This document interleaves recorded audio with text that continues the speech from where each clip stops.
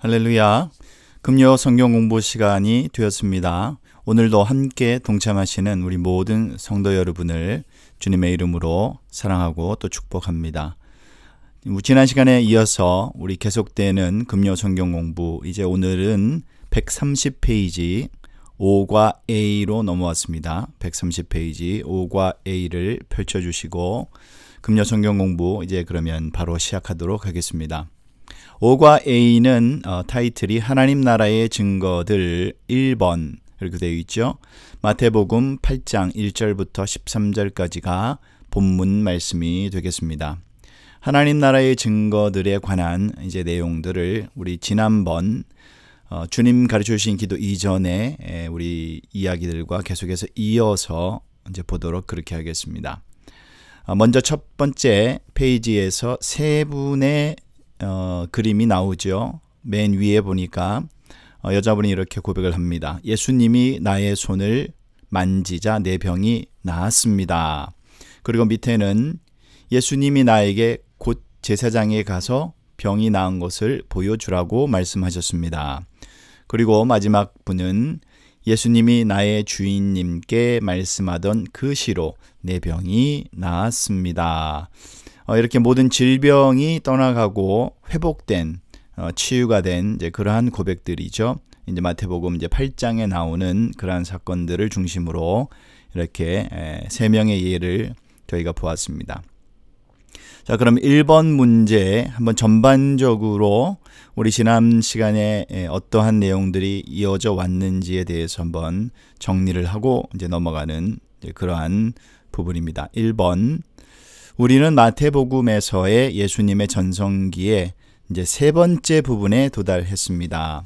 그렇죠. 저희가 지금 보고 있는 이 교재가 예수님의 전성기에 대한 그러한 부분을 다루고 있는 교재입니다. 거기에서 이제 우리는 이제 세 번째 하나님 나라의 증거들, 이제 기적들이라고 되어 있는데 한번 보겠습니다. 이 부분을 포함한 처음 세 부분은 아래와 같습니다. 1번, 하나님 나라의 확장, 갈릴리에서의 사역, 4장, 마태복음 4장이죠. 이게 이제 우리가 1과에서 다루었던 내용들이고, 그리고 이제 2과에서는 하나님 나라의 규범들, 산상수훈, 이렇게 해서 5장부터 7장까지를 우리가 이전에 다 살펴보았습니다. 이제 오늘은 하나님 나라의 증거들, 이제 제목은 기적들, 8장 그리고 이제 9장 이렇게 계속해서 볼 텐데, 하나님 나라의 증거들이라고 이름을 붙일 수 있는 이 세 번째 부분은 예수님께서 갈릴리 지역에서 사역을 하시는 동안 행하셨던 10가지 기적에 대한 것입니다.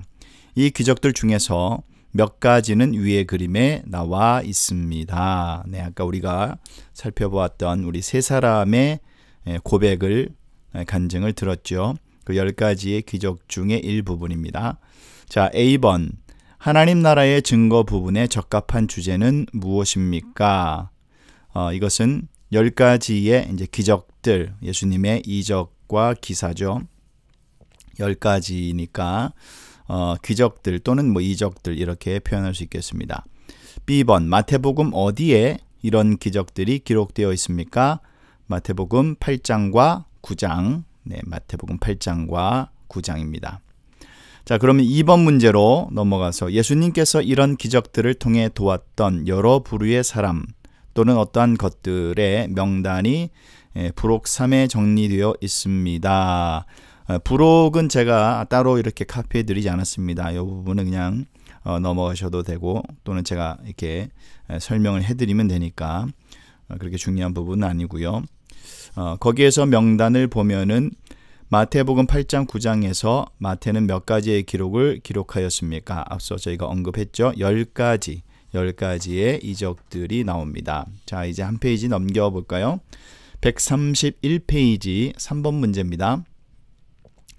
3번 문제, 마태복음 8장 9장의 중심 주제가 바로 기적들이라고 하지만 그렇다고 해서 8장과 9장에 나오는 일화들이 모두 다 기적을 다루고 있는 것은 아닙니다. 예수님의 10가지 기적들을 포함해서 또 다른 부분의 이야기들이 이제 나온다는 그런 얘기가 되겠습니다. 그래서 그중 5개는 기적이 아니라 다른 주제에 대해서 다루고 있습니다. 이 5개의 말씀들은 부주제에 속합니다. 그래서 마태복음 8장과 9장에 나오는 이 부주제들은 다음과 같습니다. 그러면 종합해 보면은 10가지의 기적과 그리고 5가지의 또 다른 부주제가 나오니까 총 15가지의 일화가 나온다라고 그렇게 우리가 볼 수 있겠죠. 그러면 10가지 기적 이외에 나머지 5개는 어떤 내용인지를 이제 밑에 기록하고 있습니다. 1번 마태복음 8장 18절에서 20절은요. 성급한 제자에 대한 관한 그런 내용이고, 그리고 8장 21절 22절은 망설이는 제자, 그리고 9장 9절부터 13절은 신실한 제자, 그리고 9장 14절부터 17절은 전정긍긍하는 제자, 그리고 마지막으로 35절부터 38절까지는 제자들이 필요함. 모두가 제자에 관한 그런 내용입니다. 그죠?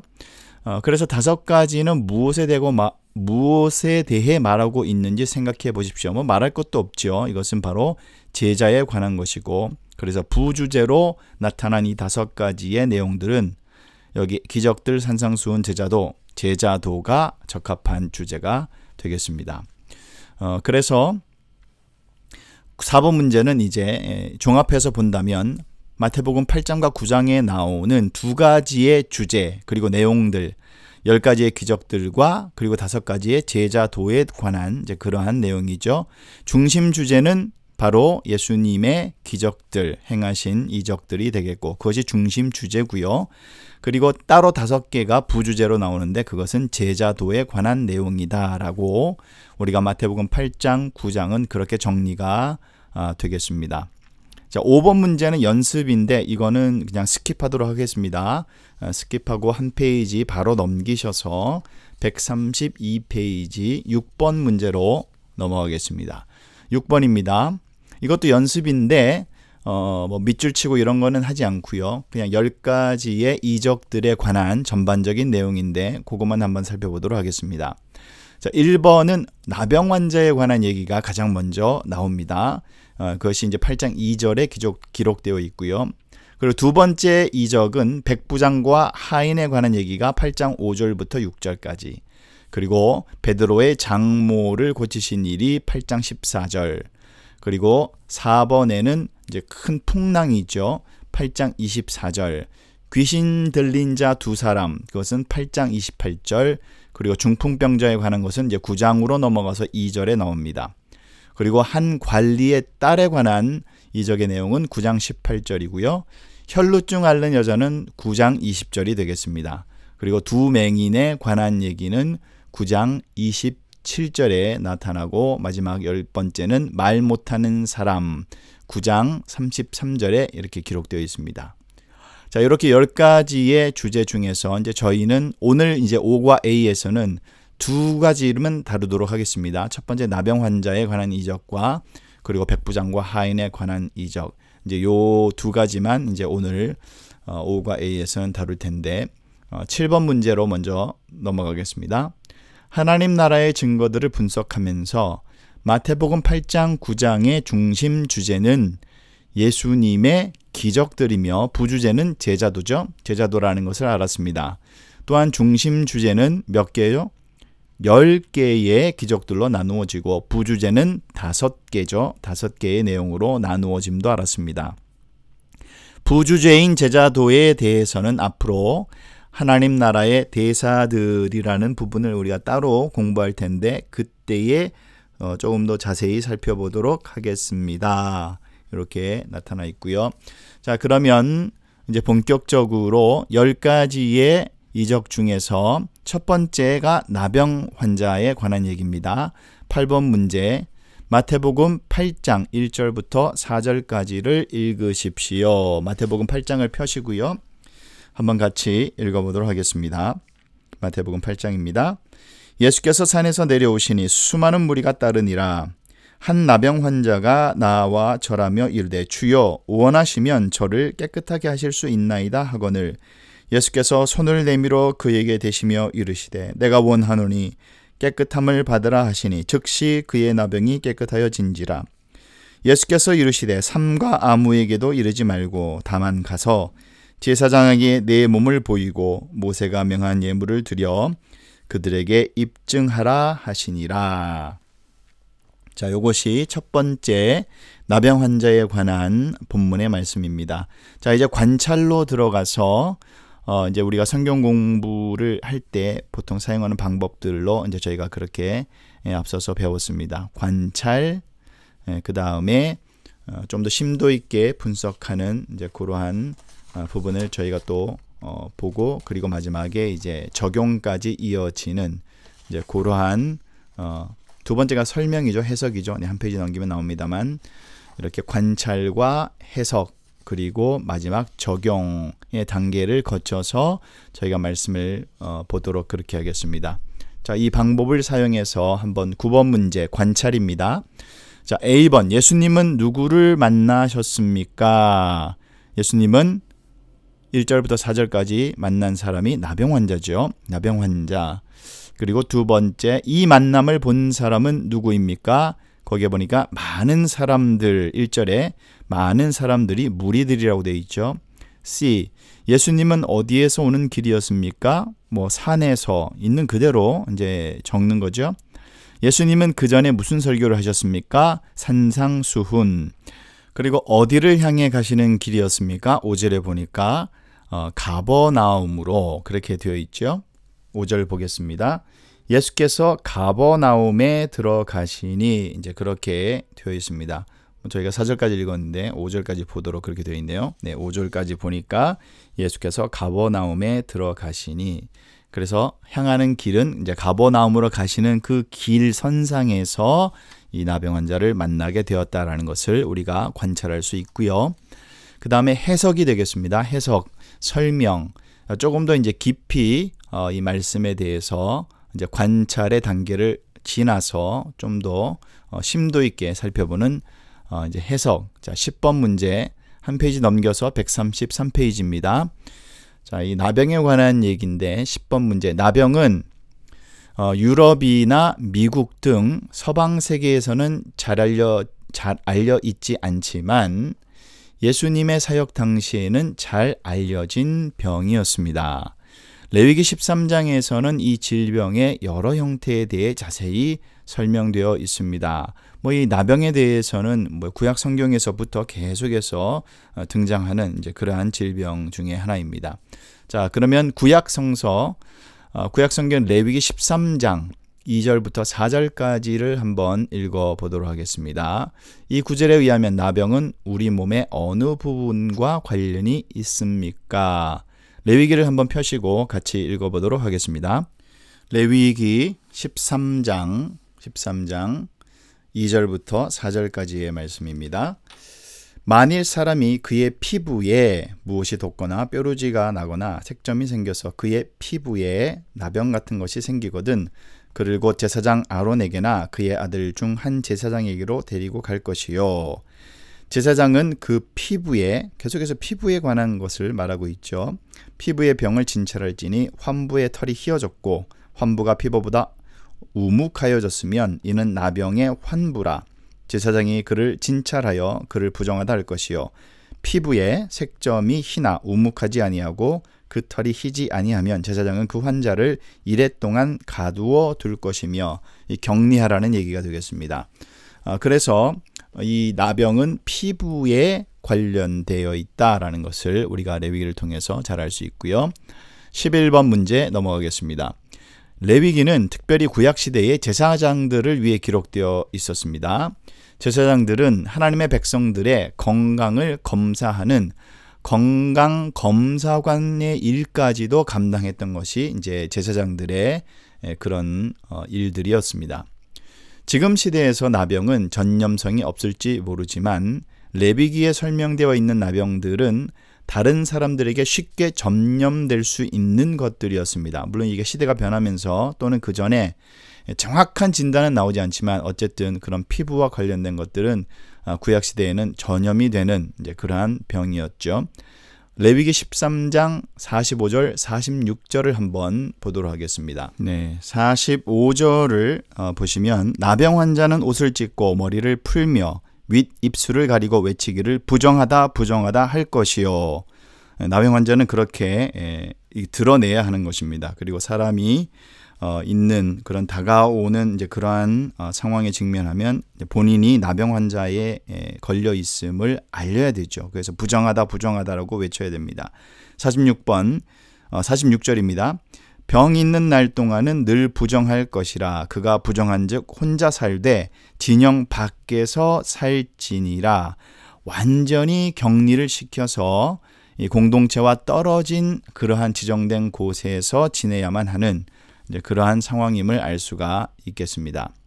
자, 이 구절에 의하면 나병에 걸린 사람이 다른 사람에게 자신이 나병에 걸렸다라는 것을 알려서 다른 사람들이 이 병에 전염되지 않도록 하기 위해서는 어떻게 했습니까? 여기 나타난 45절과 46절 있는 그대로 우리가 살펴보면 자, A번에 찢어진 옷을 입어야 했다. 그렇죠? 찢어진 옷을 입어야 했고, B 깨끗한 옷은 아니겠죠. C 부정하다 부정하다 외쳐야 했다. 네, 그렇게 나와 있습니다. D 자신의 얼굴에서 코 아래 부분까지는 가려야 했다. 여기 가리라고 그렇게 되어 있죠. 네, 윗입술을 가리라고 했으니까 바로 코 아래까지는 가려야 했습니다. 그러니까 마스크 쓰는 거하고 비슷하네요. 자, 그 다음에 2번 가족들과 함께 편안하게 살아야 했다. 이건 아니겠고, 네, 진영 밖으로 나가서 홀로 이렇게 떨어져 있어서 격리를 해야 되니까. 그 다음에 머리를 헝클어진 채로 내버려 두어야 했다. 그렇습니다. 정돈하지 말아야 하고 머리를 이렇게 여기 보니까 풀어 헤쳐라 그렇게 돼 있죠. 머리를 풀며 그렇게 되어 있습니다. 그대로 내버려 둬야 됩니다. 그리고 마지막에 완전히 고립된 채로 동네 밖에서 살아야 했다. 격리되어야 했다. 이거 맞습니다. 자, 이렇게 우리가 나병 환자에 관한 어떤 그러한 부분들을 레위기를 통해서 알 수가 있겠습니다. 좀 더 심층적으로 우리가 볼 수 있는 거죠. 자, 12번 나병은 전염병입니다. 나 환자는 부정하다라는 표시로 찢어진 옷을 입어야 하고 자기의 얼굴의 코 아래 부분까지 가려야 하며 큰 소리로 부정하다 부정하다라고 외치며 다녀야 합니다.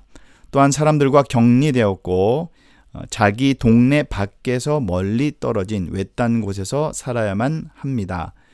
이런 극심한 차별과 고통들이 당시 나병 환자가 받아야 하는 것이었습니다. 이들에게는 물론 병이 낫는다는 그런 소망도 없었습니다. 아주 절망적인 상태에 차별뿐만 아니라 고통 그리고 격리되고 떨어져야 하는 그런 외로움 이런 것들을 다 감당해야 하는 육신의 고통뿐만 아니라 마음의 어떤 그런 부분도 아픔도 간직한 채 사는 사람들이 바로 이 나병 환자들이다. 그렇게 우리가 이해가 되겠습니다.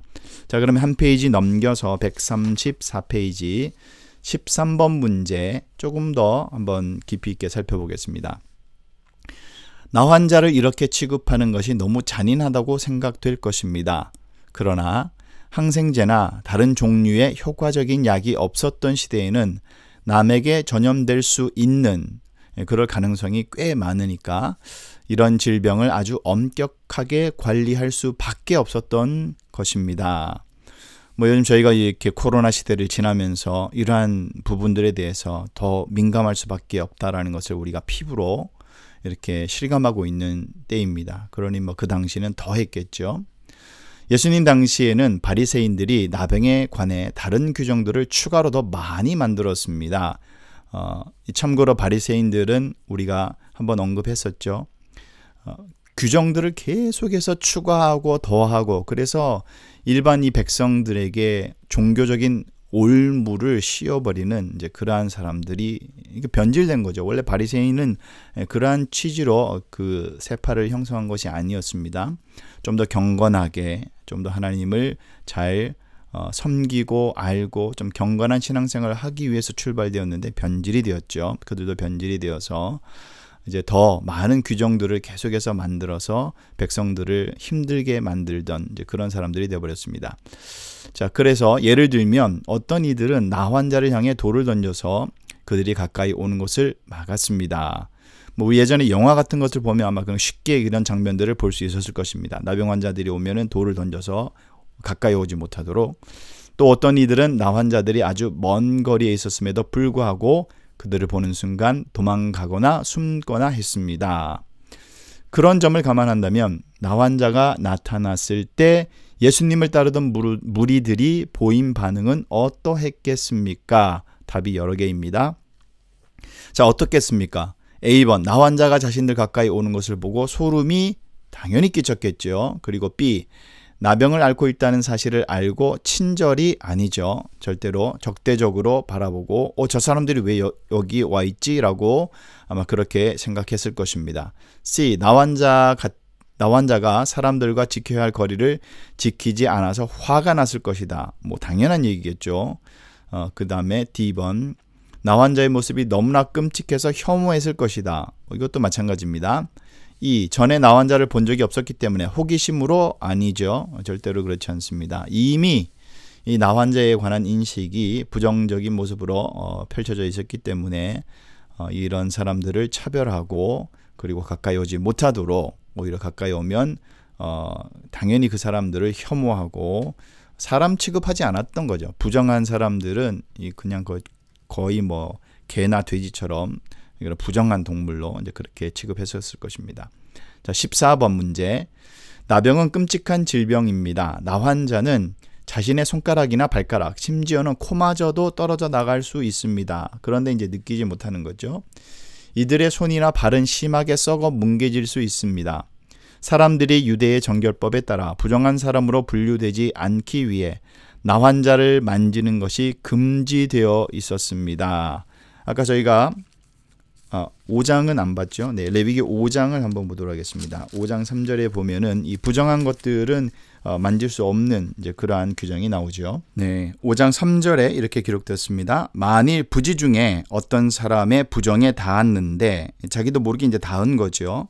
그 사람의 부정이 어떠한 부정이든지 그것을 깨달았을 때에는 허물이 있을 것이요. 그렇게 규정하고 있습니다.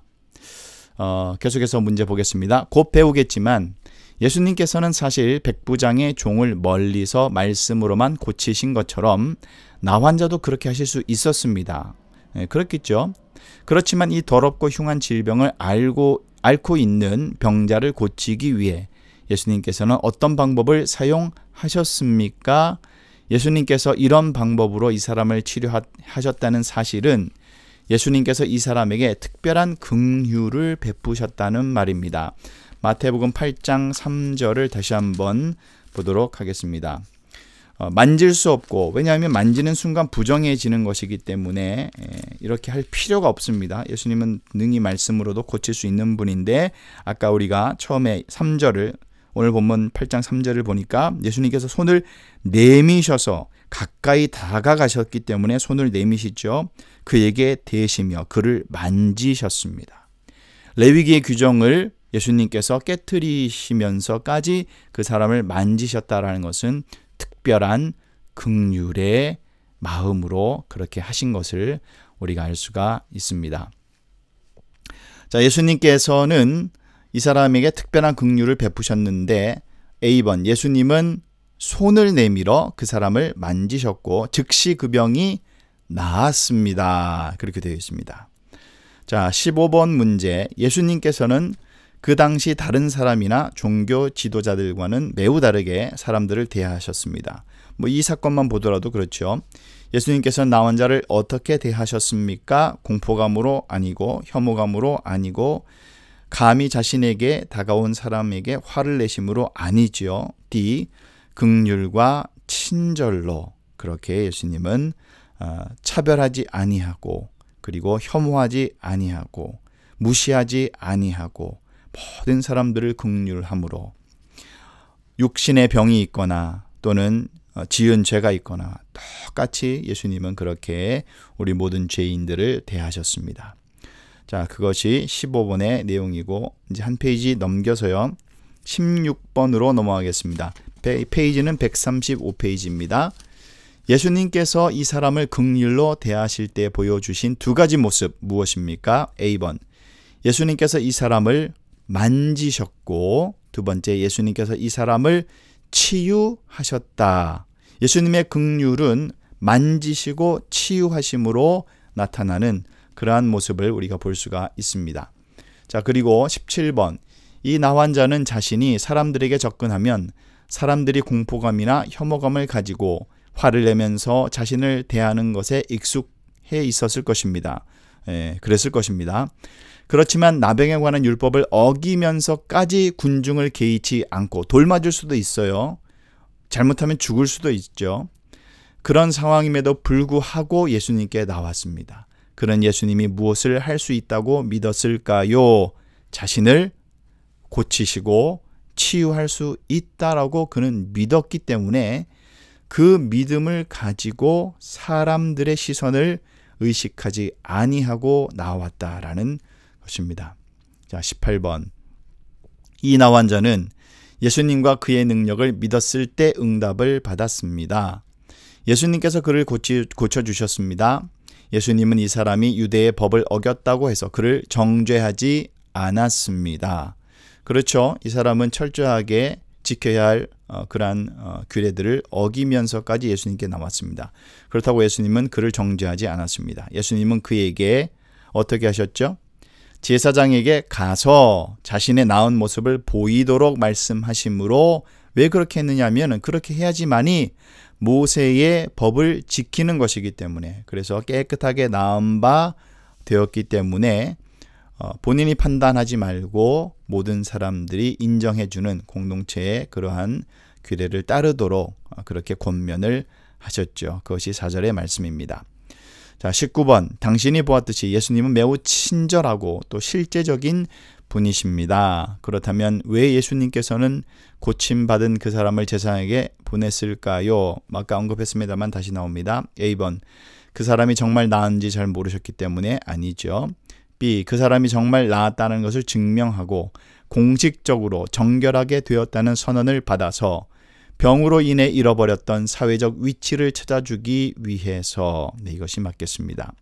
그래야지만이 떨어져 있던 그리고 분리되었던 그 삶이 다시 공동체 안으로 들어오고 가족에게 들어오고 그가 원래 가졌던 위치를 다시 회복할 수 있기 때문에. 자, C번. 그 사람의 고침받은 사실을 확인시켜주기 위해서. 네, 정확한 정답은 이제 B번이 되겠습니다. 옆에 그림이 있죠. 예수님이 나에게 곧 제사장에 가서 병이 나은 것을 보여주라고 말씀하셨어요. 네, 이 사람은 또 그 말씀에 순종해서 제사장에게 나아가야지만이 이제 온전히 치유됨이 선포가 되는 것이겠습니다. 자, 적용되겠습니다. 자, 이제 19번까지가 관찰이었고요. 좀 더 구체적이고 심도 있게 이 말씀과 관련된 그러한 부분들을 다른 성경 구절을 참고해서 또 그 당시에 어떤 상황과 오늘날의 상황을 비교해 가면서 보았습니다. 자, 이제 적용. 사실 이 적용이 중요합니다. 그 말씀이 우리의 삶에 실제로 나에게 적용되는 그 말씀이 이제 있어야지만이 그 말씀이 나의 것이 되는 것이니까. 20번 보겠습니다. 아마도 오늘날 우리가 살고 있는 사회에서는 나환자를 만나기가 어려울 것입니다. 그렇지만 사회적으로 무시당하고 사람들이 같이 있기를 꺼리는 이와 비슷한 사람들이 많이 있습니다. 아래에 이런 사람들의 예를 적었습니다. 보니까 알코올 중독자, 마약 중독자, 그 다음에 에이즈 환자, 전과자, 정신이상자, 신체 어떤 불편한 몸을 갖고 있는 그런 사람들 등 여러 가지 많은 그러한 사람들이 존재하고 우리와 함께 살아가고 있죠. 자, A번 한 페이지 넘기셔도 136페이지 A번입니다. 이 외에도 당신이 생각하기에 사회적으로 외면당하고 있는 다른 사람들이 있습니까? 아래에 적어 보십시오. 우리가 직접 마주하고 경험했던 이제 그러한 사람들이 있다면 한번 적어 보시기를 바랍니다. B번. 예수님께서 산상수훈을 주신 직후에 가장 먼저 하신 일은 이 문둥병자를 만지신 사건입니다. 이것을 우리가 기억해야 됩니다. 예수님은 산상수훈으로 이렇게 살아야 되는 어떤 그런 삶의 지침을 주시면서 또 삶의 모범을 그대로 보이시죠. 그래서 첫 번째로 이 문둥병자를 긍휼한 마음으로 찾아오신 그러한 사건이 되겠습니다. 예수님은 단순히 긍휼에 대해 설교를 하신 것이 아니라 그대로 행하셨다라는 것이 중요합니다. 산상수훈은 예수님의 놀라운 가르침에 대해서 공부한 당시는 예수님께서 보여주신 본을 따라 사회적으로 외면당하고 있는 주위의 사람들에게 실제적으로 긍휼을 보일 수 있는 방법은 무엇일지 적어 보십시오. 한번 우리가 각자의 말로 적어 보시면 좋겠습니다. 꼭 기억하십시오. 오늘날 예수님은 사회적으로 외면당한 사람들에게 긍휼을 베푸시는 일을 우리들을 통해서 행하고 계십니다. 우리들을 통해서 행하고 계신다라는 그 사실이 굉장히 중요합니다. 우리가 살고 있는 미국은 그런 차별이 많이 없습니다만 한국 사회에서는 주로 우리가 가장 표면적으로 드러나는 일들이 이런 지체 장애우들이라고 이제 그렇게 우리가 이제는 표현을 하죠. 그런 분들에 대한 차별과 무시가 너무 심했죠. 그리고 사회적으로도 이제 많이 개선이 되었습니다만 아직도 그러한 삐뚤어진 시선들이 있고 그리고 많은 시설이나 이런 면들에 있어서도 아직까지 부족한 면들이 많다라는 것을 우리가 알 수가 있습니다. 그러한 것들이 이제 이해가 되겠고, 이제 우리가 살고 있는 이제 미국 땅에서도 이제 그런 차별들이 사실 많이 있죠. 인종차별은 말할 것도 없고요.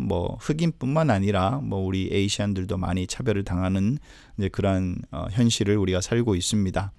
그뿐만 아니라 알게 모르게 이런 계층 또 그런 계급 이런 것들이 나누어져 있는 것을 우리가 봅니다. 그러한 것들을 한번 우리가 적어 보시면 좋겠습니다.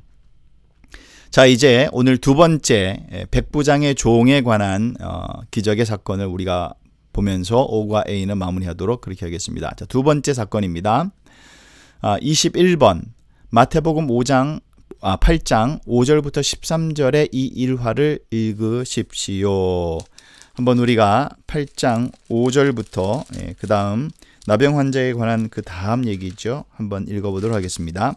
5절입니다. 예수께서 가버나움에 들어가시니 한 백부장이 나와 간구하여 이르되 주여 내 하인이 중풍병으로 집에 누워 몹시 괴로워하나이다. 이르시되 내가 가서 고쳐주리라. 백부장이 대답하여 이르되 주여 내 집에 들어오심을 나는 감당하지 못하겠사오니 다만 말씀으로만 하옵소서. 그러면 내 하인이 낫겠사옵나이다. 나도 남의 수하에 있는 사람이요 내 아래에도 군사가 있으니 이더러 가라 하면 가고 저더러 오라 하면 오고 내 정도로 이것을 하라 하면 하나이다. 예수께서 들으시고 놀랍게 여겨 따르는 자들에게 이르시되 내가 진실로 너에게 이르노니 이스라엘 중 아무에게서도 이만한 믿음을 보지 못하였노라. 또 너에게 이르노니 동서로부터 많은 사람이 이르러 아브라함과 이삭과 야곱과 함께 천국에 앉으려니와 그 나라의 본 자손들은 바깥 어두운 데 쫓겨나 거기서 울며 이를 갈게 되리라. 예수께서 백부장에게 이르시되 가라 네 믿은 대로 될지어다 하시니 그 즉시로 하인이 나으니라. 아멘. 자, 이 일화는 어디에서 일어났습니까? 가버나움에 이르셨다고 그러죠. 그래서 장소는 가버나움입니다. 가버나움은 우리가 공부한 대로 예수님의 전성기에 가장 중요한 핵심적인 갈릴리 지방에 있는 도시죠. 예수님께서 아예 거처를 아예 가버나움으로 옮기셨다 그랬습니다. 나사렛에서 가버나움으로 옮기시면서 예수님의 본격적인 전성기의 사역이 시작되었다라고 저희가 배웠습니다. 자, 22번 문제 넘어가겠습니다. 우리는 제1권에서 우리가 보지 않았습니다만 1권에서 예수님 사역 당시에 로마 군인들이 팔레스틴에 주둔하고 있던 이유에 대해서 배웠습니다. 그 중에서 바르게 설명하고 있는 것을 고르십시오. 많은 로마 군인들이 팔레스틴 지역에 골고루 배치가 되어서 그렇게 있었죠. 자, A번 로마는 유대인들의 유익을 위해 군사들을 주둔시켰다. 아니죠. 네, 자신들의 속국이니까 지키기 위해서 그들을 감시하기 위해서 있었고, B 로마 군인들이 팔레스틴에 대한 지배를 확실히 하기 위해 그곳에 주둔했다. 이것이 맞겠습니다. C번 대부분의 유대인들은 로마 군인들을 당연히 미워했습니다. D번 로마 군인들은 유대 민족을 해방시켜주는 군대로 환영을 받지 못했죠. 해방이 아니라 그들을 지배하기 위해서 있었던 것입니다. 그래서 총독도 거기에 상주해 있어서 그 모든 것을 사실 통치하는 이제 그러한 시대적 상황이죠. 한 페이지 넘겨서 137페이지 이제 23번입니다. 이 일화 중에 백부장이라는 로마군 장교에 대한 얘기가 나옵니다. 그렇죠. 백부장은 이 이스라엘에 속한 사람이 아니죠. 그런 군인이 아니라 로마 군인입니다. 그리고 로마 장교입니다. 이 로마군은 백부장이라는 것은 몇 명의 부하를 지휘합니까? 말 그대로 100명입니다. 백부장. 그래서 1000명은 천부장이죠. 그래서 앞에 숫자가 붙습니다. 1000명은 천부장이고 100명은 이제 백부장 이렇게 되겠습니다. 24번 문제로 넘어가서 백부장은 로마군의 장교로서 유대인들을 무력으로 지배하는 위치에 있었다는 사실을 생각해 볼 때에 이 백부장이 보여주고 있는 성품은 매우 의외입니다. 같은 일화를 기록하고 있는 누가복음 7장 2절부터 5절을 마태복음과 비교하면서 성경이 말하는 백부장의 좋은 성품을 찾아보십시오. 네, 이 로마 군인이 자기의 속국인 팔레스타인의 선생님에게 나올 이유는 전혀 없죠. 근거도 없고 또 그렇게 할 때에 이 사람들의 바라보는 시선이 어떨지에 대해서는 뭐 아주 불보듯이 뻔한 일입니다. 그러한 상황에서 이 사람이 나왔다는 것은 그의 성품이 좀 남달랐다는 것을 알 수가 있겠지요. 자, 누가복음 7장에서 같은 사건을 기록하고 있는데 그의 성품에 대해서 좀 더 자세하게 기록하고 있습니다. 한번 보도록 하겠습니다. 7장입니다. 누가복음 7장 2절. 어떤 백부장의 사랑하는 종이 병들어 죽게 되었더니 예수의 소문을 듣고 유대인의 장로 몇 사람을 예수께 보내어 오셔서 그 종을 구해 주기를 청한지라. 이에 그들이 예수께 나와 간절히 구하여 이르되 이 일을 하시는 것이 이 사람에게는 합당하니이다. 그가 우리 민족을 사랑하고 또한 우리를 위하여 회당을 지었나이다 하니. 이 사람이 마태복음에는 나타나와 있지 않지만 누가복음에 보니까 이 사람의 성품과 그리고 얼마나 유대 백성들을 아끼고 사랑하는 되게 좀 놀라운 일입니다. 그러한 백부장, 좀 특별한 사람 같습니다. 자, A번 자기 종을 사려 깊게 돌보았다. 맞겠죠? 그리고 유대민족을 사랑했다. 네, 맞습니다. 그리고 C, 로마가 섬기는 신을 위해 신전을 지었다. 아니죠? D, 유대인들이 그들의 참 하나님을 예배하도록 회당을 지어 주었다. 맞습니다. E, 로마 사람들에게 참 하나님에 대해 이건 아니죠. 네, 그렇게 우리가 정리해 볼 수가 있겠습니다. 자, 25번 이제 누가복음을 보면은 이 백부장이 예수님께 직접 나온 것이 아니라 다른 사람들을 통해 예수님과 대화를 했습니다. 그렇죠? 이 대변인의 역할을 한 사람들은 누가복음 7장 3절에 보니까 누구라고 되어 있습니까? 유대인의 장로들이라 그렇게 되어 있습니다. 누가복음 7장 6절에는 또 뭐라고 되어 있습니까? 6절에는 예수님께서 함께 가실새 이에 그 집이 멀지 아니하여 백부장의 벗들을 보내어 이르되, 백부장이 또 이제 친구를 보냅니다. 친구를 보내서 예수님께 수고하지 마옵소서 내 집에 집에 오심을 감당하지 못하겠나이다. 그렇게 했습니다. 유대의 장로들과 그리고 친구들이 대변을 해서 얘기했습니다. 자, 그래서 마태복음과 누가복음의 사이의 차이점에 대해서는 다음 단원에 대해서 자세히 다루겠습니다. 이렇게 복음서마다 같은 사건임에도 불구하고 조금씩 다른 그런 상황들이 펼쳐집니다. 그것은 저자의 이제 기록의 목적이 차이와 바라보는 시선의 차이가 조금 있기 때문에, 그러나 관점은 똑같습니다. 그래서 공관복음이죠. 그것에 대해서는 다음 단원에서 자세히 다루도록 하겠습니다. 자, 26번으로 넘어가서 일반적으로 유대인들은 로마인들을 미워했죠. 좋아하지 않습니다. 그런데 누가복음 7장 4절에서는 유대인들의 장로들이 예수님에게 이 로마 백부장은 예수님의 은혜를 받을 만한 자격이 있다라고 그렇게 간청을 합니다. B, 그럼에도 불구하고 마태복음 8장 8절에서 정작 백부장 자신은 그 자신에 대해서 무엇라고 고백합니까? 8장 8절에 뭐라고 했습니까? 주님, 나는 주님을 내 집으로 모셔드릴 만한 그런 자격이 없는 사람이다. 그렇게 고백을 합니다. 굉장히 자신을 겸손하게 낮추는 이제 그러한 성품을 가진 사람이다. 알 수 있겠습니다. 한 페이지 넘겨서 27번 문제 보겠습니다. 이런 주목할 만한 사실들이 이 백부장이 어떤 사람이라는 것을 우리에게 보여줍니까? 마태복음 5장 3절에 팔복 중 첫 번째 복에 대해 다시 읽으십시오.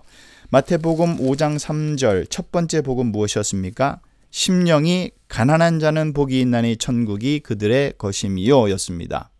이 말씀에 의하면 백부장은 무엇을 받게 됩니까? 이 사람은 심령이 가난한 사람입니다. 그래서 하나님의 나라의 유업을 이어받을, 상속을 이어받을 자, 엄청난 축복을 받겠죠. B. 그의 어떤 성품이 우리에게 그것을 알게 해줍니까? 그는 진정으로 마음이 가난한 사람이었기 때문입니다. 자, 그는 권력이 있고 힘이 있어요. 그럼에도 불구하고 그는 그렇게 살지 않았다라는 것입니다. C. 마태복음 8장 11절에 예수님의 말씀에 의하면 이와 같은 사람은 장차 어디에 앉게 됩니까? 아까 우리가 읽었습니다만 8장 11절에서 예수님께서 뭐라고 말씀하셨습니까? 아브라함과 이삭과 야곱과 함께 천국에 앉겠다라고 그렇게 말씀합니다. 자, 이러한 말씀이 모든 주위에 있는 무리들에게는 또 제자들에게는 엄청난 충격으로 아마 다가왔을 것입니다. 유다 백성들, 이스라엘 백성들만이 그러한 자격이 있는 줄 알았는데 예수님 완전히 그것을 뒤집어버리는 이제 그러한 의미의 말씀을 주시는 거죠. 이방 사람입니다. 아무리 유대인에게 자랐다 해도 이 사람은 이방 사람이에요. 더군다나 로마 사람입니다. 자기들 지배하고 있는. 근데 그에게 하나님께서 이런 천국의 복을 허락해 주신다라는 그것은 엄청난 이 개념을 바꾸는 말씀과도 같은 것입니다. 28번 A. 세례 요한과 예수님은 하나님의 나라에 들어가려면 무엇을 해야 한다라고 말하고 있습니까? 마태복음 3장 2절과 4장 17절을 한번 찾아보겠습니다. 3장 2절에 회개하라 천국이 가까이 왔느니라 그렇게 말씀하고 있죠. 그리고 4장 17절에는 이때로부터 예수께서 비로소 전파하여 이르시되 회개하라 천국이 가까웠느니라 하시니라. 무엇입니까? 하나님 나라에 들어가기 위해서는 회개해야 하는 것입니다. 그렇다면 이 백부장은 유대인이 아닌 이방인이었기 때문에 아마도 자신을 설명할 때 회개한 자라고 하지는 않았을 것입니다. 그렇지만 우리가 배운 바 그의 행위로 미루어 볼 때 당신은 그가 진정으로 회개한 사람이라고 보십니까? 맞습니다. 이 사람은 개종한 사람이에요. 회심한 사람입니다.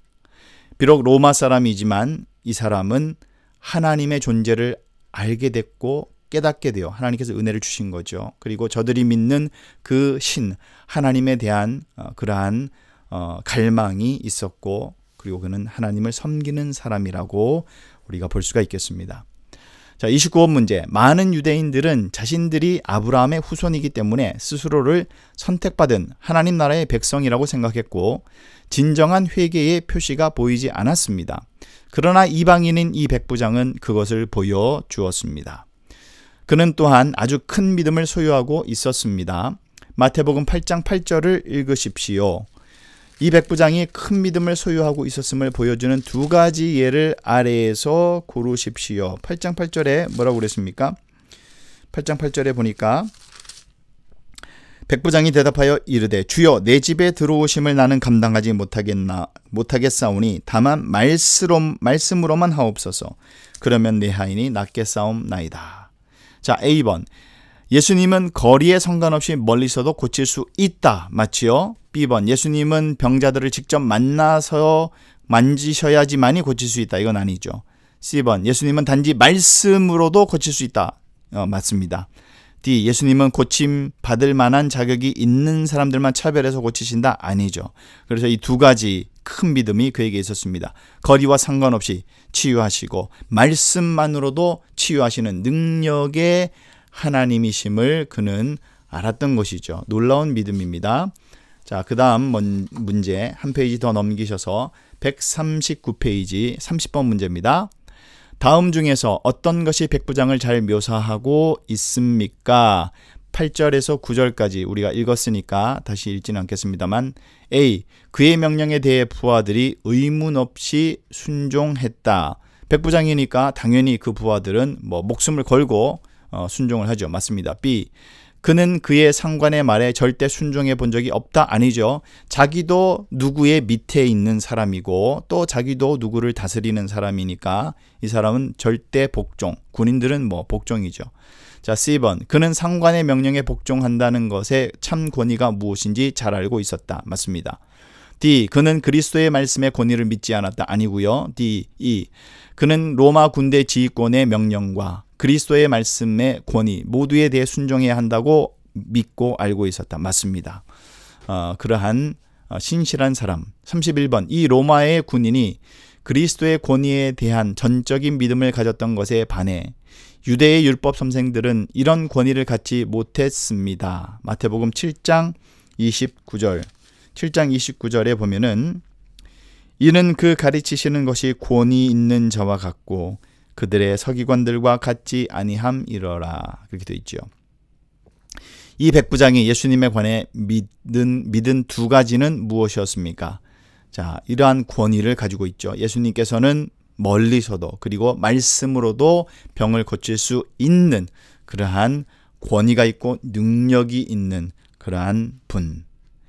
그저 입으로만 떠들고 행하지도 못하는 이제 그러한 자들과는 같지 않습니다. 그래서 권위는 어디에서 나오는 것이겠습니까?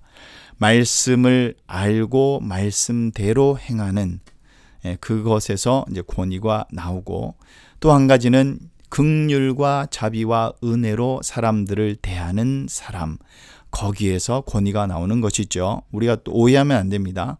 병을 고치고 능력이 있어야지 권위가 있는 것이 아니라 이전에 이 사람께 예수님께서는 이방인에게도 다가가시고 그리고 문둥병자에게도 다가가시는 거기에서 권위가 나오는 것입니다. 말씀대로 행하고 말씀하신 대로 행하시고 또 따르시고 또 그것을 행하시는, 그래서 예수님 고치실 때 하나님의 능력에 힘입어서 그렇게 고치시는 그런 예수님의 모습을 우리가 볼 수가 있겠습니다. 자, 32번. 예수님께서는 다음 중 어떤 말로 이 백부장의 믿음을 칭찬하셨습니까? A번. 그래, 네 말이 맞다. 너는 당연히 나를 너희 집에 모셔드릴 만한 자격이 없지. 아닙니다. B번. 나는 이스라엘 유대인들 중에서 아무도 이만한 믿음을 만나보지 못했다. 그렇죠. 예수님께서 그렇게 크게 칭찬하셨어요. 어떤 유대인들보다도 이만한 믿음을 가진 사람은 나는 못 봤다. C. 오직 유대인만 구원을 얻을 것이다. 아니죠. D. 동서로부터 많은 사람이 이르러 아브라함, 이삭, 야곱과 함께 하나님 나라의 잔치자리에 앉을 것이다. 동서로 수많은 곳에서 열방에서 이방인, 이런 백부장과 같은 이방인들이 나와서 회개하고 하나님께 대한 마음이 있는 그런 사람들이 천국에 들어갈 수 있다라고 말씀하셨고, 2번. 이 나라 백성, 즉 믿지 않는 유대인들을 바깥 어두운 곳에서 쫓겨날 것이다. 그렇게까지 말씀을 하시면서 이 사람을 칭찬하셨죠. 로마의 백부장이여 나를 괴롭히지 말고 돌아가시오. 이렇게 차별하지 않으셨습니다. 가라, 내 믿은 대로 될 것이다. 예수님은 믿음을 보셨습니다. 마음의 중심을 보셨습니다. 자, 이런 말씀의 권위가 예수님은 있었고, 그 다음 한 페이지 넘겨서 140페이지 33번 문제 보겠습니다. 예수님께서 마태복음 8장 12절에 이 나라의 백성, 즉 믿지 않는 유대인들은 바깥 어두운 곳에서 쫓겨날 것이라고 말씀하셨을 때 예수님은 누구를 책망하셨습니까? 누구겠습니까? 모든 믿는 사람들 아니죠. 유대인으로서 믿는 자들도 아니고 모든 유대인들도 아닙니다. D. 예수님을 약속된 메시아로 믿지 않고 거부하는 유대인들, 이 사람들은 이제 믿지 않는 유대인들로 바깥 어두운 곳에 쫓겨날 것이다. 그렇게 말하고 있습니다. 자신의 혈통과 지위로 구원받는 것이 아니죠. 이것을 우리에게 말씀해주고 있습니다. 자, 34번. 우리는 여기에서 예수님이 하나님 나라의 백성에 대해 직접 언급하시는 것을 볼 수 있습니다. 예수님의 가르침은 A. 회개하지 않고 믿지 않는 유대인들은 하나님 나라에 들어갈 수가 없다. B. 비록 이방인이라고 할지라도 회개하고 믿으면 하나님 나라에 들어갈 수 있다. 어느 것이 맞습니까? 당연히 A와 B 둘 다 맞겠습니다. 회개하지 않는 유대인들, 내가 유대인이라는 정체성만 가지고서는 절대로 하나님 나라에 들어갈 수 없다라는 것입니다. 그래서 오늘날에도 마찬가지죠. 하나님이 여전히 이스라엘을 향한 그 마음이 있습니다. 그러나 이스라엘 유대인이라고 해서 그런 것이 아니라 거기에서도 예수님을 바로 알고 깨닫고 돌아오는 회개하는 자들, 그들에게 예수님은 계속해서 구원의 손길을 펼치고 계신다라는 그 사실을 우리가 알아야 하고, 비록 이방인이라고 할지라도 회개하고 믿으면 어떻게 됩니까? 하나님 나라에 들어갑니다. 그래서 A, B 둘 다 맞습니다. 35번 A, 백부장이 예수님에게 자신의 집에 오심을 감당치 못하겠다고 말했을 때 우리는 그의 어떤 성품을 알 수 있을까요? 그는 하나님 앞에서 자신의 영적인 가난함을 겸손하게 내보인 것입니다. 그렇다면 우리는 이 백부장이 뭐 했다? 회개했다라고 말할 수 있을까요?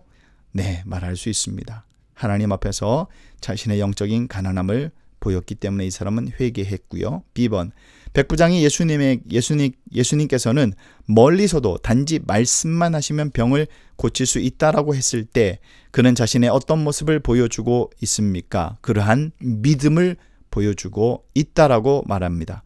그러면 이 사람은 회개했고 믿음이 있어요. 하나님 나라에 들어갈 수 있는 자격이 있습니다. 그렇게 우리가 말할 수 있겠습니다. 자, 36번 보겠습니다. 상상해 보십시오. 로마군의 장교이면서 유대인을 정복했던 로마 제국을 대표하는 사람인 이 백부장은 유대 민족의 조상들인 아브라함, 이삭, 야곱과 함께 하나님 나라에 앉아 있고 정작 그 나라의 많은 유대인들은 회개하지 않고 믿음이 없어서 이런 특권을 누리지 못하고 쫓겨나다니요. A. 바리새인들이 예수님의 이 말씀을 용납할 수 있었겠습니까? 절대로 용납할 수가 없죠. 왜냐하면 그들의 기득권이 있었기 때문에. 기득권. B. 열심당원이나 다른 유대인들은 하나님 나라에서 로마 사람들이 환영을 받는다는 것에 대해 어떻게 반응했을까요? 미움과 증오. 열심당원 또 다른 유대인들, 로마 사람이 환영을 받는다. 이것은 있을 수가 없는 것입니다. 모세의 율법에도 어긋나는 일이고, 그런데 그것은 율법을 오해하고 곡해한 결과죠. 그렇지 않습니다. 자, 한 페이지 넘겨서 141페이지 37번 문제 보도록 하겠습니다. 이제 오늘 마지막 페이지입니다. 이 일화에서 하신 예수님의 말씀은 그 당시 팔레스틴 지역의 유대인들에게는 얼마나 큰 맞습니다. 폭탄 선언입니다. 핵폭탄적인 그런 선언이 있죠. 예수님께서는 마태복음 8장 11절에서 너무나 명백하게 다음에 사람들이 천국에 들어갈 것이라고 말씀하십니다. A번, 오직 유대인들만 아니죠. 오직 이방인들만도 아니고 C. 회개하고 믿음을 가진 모든 사람, 유대인과 이방인들, 이것이 맞겠습니다. 자, 그러면 이 말씀의 적용을 또 이제 우리가 해봐야 되겠습니다. 38번. 우리나라의 많은 사람들이 자신들의 구원을 위해 아브라함의 자손이 되어야 한다는 그것보다는 거짓 가르침을 신뢰하고 따르고 있는지도 모릅니다. 다음 중 구원받기 위해 필수적인 것들을 표시하십시오. A. 자신의 죄를 회개한다. 이건 기본 중에 기본이고, B. 기독교 국가에서 태어난다? 아니죠. 네. 이거는 내가 유대인임네 하고 나타내는 것과 똑같은 것입니다. 기독교 국가라고 해서, 또는 부모님이 또는 자식이 교회 다닌다고 해서 내가 천국 가는 거 아니죠. C. 주 예수 그리스도를 믿어야 됩니다. 믿음과 회개 두 가지죠. D. 세례를 받는다. 필수적인 거. 네. 세례를 받는다고 해서 천국 가는 것은 아닙니다. 세례는 중요합니다. 그 마음의 어떤 그러한 결단이고 이러한 예식을 통해서 자신의 죄를 회개해야죠. 그러나 세례를 받는다고 해서, 왜냐하면 많은 바리새인들도 세례를 받으러 왔습니다. 실제로 세례 받았어요. 그렇다고 해서 그들이 하나님 나라에 들어갈까요? 아닙니다. 그들은 세례라는 거치례를 한 번 더 받은 것뿐입니다. 마음의 중심으로 하는 세례 받는 동시에 회개하고 믿음으로 나아가는 그 세례와 그냥 의식적인 세례, 그것은 차별이 있죠. 마치 의식적인 예배, 가인과 아벨을 보십시오. 똑같이 예배 드렸잖아요. 그런데 한 예배는 하나님께서 받으셨죠. 세례도 마찬가지인 것입니다. D. 선하고 친절한 삶을 산다. 물론 악하게 사는 것보다는 좋겠습니다만 그러한 친절하고 선한 삶을 산다고 해서 천국에 가는 것은 아닙니다. 아침 말씀 묵상 때도 제가 말씀드렸습니다만 복음의 중심은 죄 짓지 말라라기보다는 회개하라입니다. 회개하라. 누구나 죄를 짓습니다. 누구나 넘어집니다. 그러나 중요한 것은 그 죄 가운데 회개하고 하나님께로 돌아오는 것이 중요하다는 것입니다. 자, 39번 보겠습니다. 당신이 하나님 나라에 들어갈 수 있는 소망의 근거는 무엇입니까? 우리가 하나님 나라에 들어갈 수 있는 소망의 근거는 무엇입니까? 누구든지 주 예수 그리스도를 믿어 회개하고 주 예수 그리스도가 나의 구원자이심을 믿는 그 자는 하나님 나라에 들어갈 수 있기 때문에 예수님의 이 복음이, 이 말씀이, 여기에 정답은 이렇게 되어 있죠. 회개하고 예수님께서 나를 구원하시기 위해 하신 일들을 내가 믿기 때문에 예수 그리스도가 우리의 소망의 근거가 되시기 때문에 여전히 우리는 예수님을 바라보아야 합니다. 자, 마지막 40번. 이건 그룹 모임인데 한번 우리가 생각해 보도록 하겠습니다. A. 백부장의 일화는 사도 바울이 갈라디아서 3장 8절 14절에서 그리고 에베소서 3장 6절에서 가르치고 있는 진리를 어떻게 설명해 주고 있습니까? 한번 갈라디아서와 에베소서를 한번 찾아보도록 하겠습니다. 갈라디아서 3장 8절입니다. 또 하나님이 이방을 믿음으로 말미암아 의로 정하실 것을 성경이 미리 알고 먼저 아브라함에게 복음을 전하되 모든 이방인이 너로 말미암아 복을 받으리라 하였느니라. 분명히 창세기에는 그렇게 기록하고 있습니다. 아브라함은 도구일 뿐입니다. 그래서 너를 통해 모든 열방이 복을 받을 것이다. 이 말씀은 열방이 하나님께로 돌아올 것이다. 구원의 전파자가 되어라 라는 이제 그 말씀이죠. 14절에도 이는 그리스도 예수 안에서 아브라함의 복이 이방인에게 미치게 하고 또 우리로 하여금 믿음으로 말미암아 성령의 약속을 받게 하려 함이라. 할렐루야. 네, 이것이 우리에게 복음이고 은혜입니다. 백부장의 일화는 이 말씀과 부합하지요. 그리고 에베소서도 한번 보겠습니다.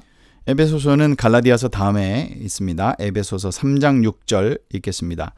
이는 이방인들이 복음으로 말미암아 그리스도 예수 안에서 함께 상속자가 되고 함께 지체가 되고 함께 약속에 참여하는 자가 됨이라. 동일하게 똑같은 그러한 하늘의 축복, 하늘의 하나님의 백성이 된다라는 그 말씀을 하고 있습니다. 백부장은 동일한 믿음과 그리고 동일한 하늘의 축복을 받을 것입니다. 그 축복은 오늘 우리에게도 동일하겠죠. 자, B번. 지금까지 배운 두 가지 기적들, 나환자와 백부장의 종을 고침을 통해서 우리는 하나님 나라의 본질에 관해 예수님께서 산상수훈에서 가르치신 천국에 관한 것을 또다시 배울 수 있습니다. 그렇다면 당신은 예수님께서 나환자와 백부장을 대하셨던 방법을 통해서 하나님 나라에 관해 무엇을 배울 수 있겠습니까? 이렇게 되어 있습니다. 하나님 나라에 관해서 무엇을 배울 수 있겠습니까? 여러 가지 많은 것들이 있겠죠.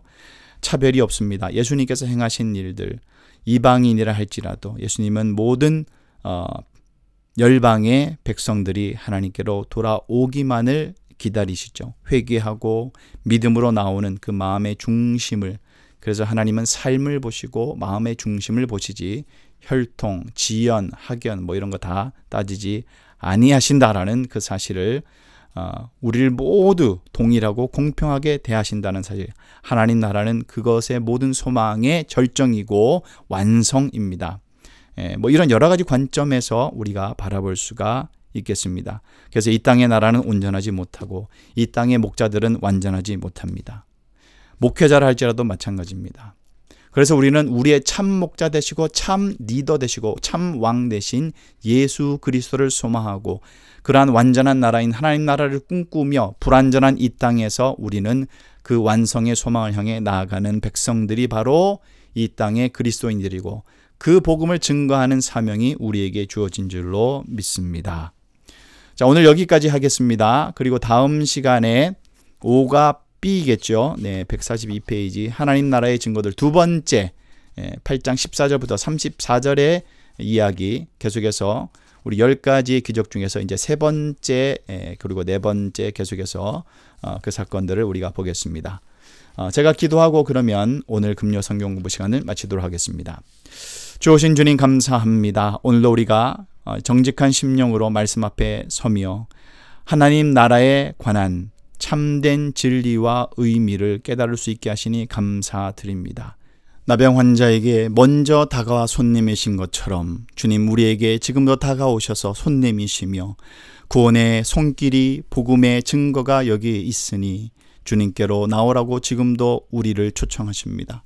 주님 회개하는 마음으로 또 정직한 심령과 믿음으로 구원자 되신 예수님을 믿음으로 바라보는 우리 모든 심령 되게 하시고 또 이 진리의 말씀을 우리의 삶으로 드러내고 나타내는 그러한 믿음의 산증인의 삶을 살게 하여 주시옵소서. 계속되는 금요 공부, 성경 공부 시간을 통하여서 진리의 말씀들, 하나님 나라에 대한 증거들이 우리의 심령에 나타날 수 있도록 주님 도와주시고 내가 그 증인의 삶을 살아갈 수 있는 믿는 자가 되게 하여 주옵소서. 오늘도 우리의 주인 되신 목자 되신 주님만 바라봅니다. 주님의 귀한 평강이 우리의 심령 가운데 임하게 주님 우리의 마음의 문을 열어주시고 성령께서 함께하여 주옵소서. 감사드리며 살아계신 예수님의 이름으로 기도하옵나이다. 아멘. 네, 감사합니다. 모두 수고하셨고 우리 다음 금요 성경 공부 시간에 만나도록 하겠습니다. 감사합니다.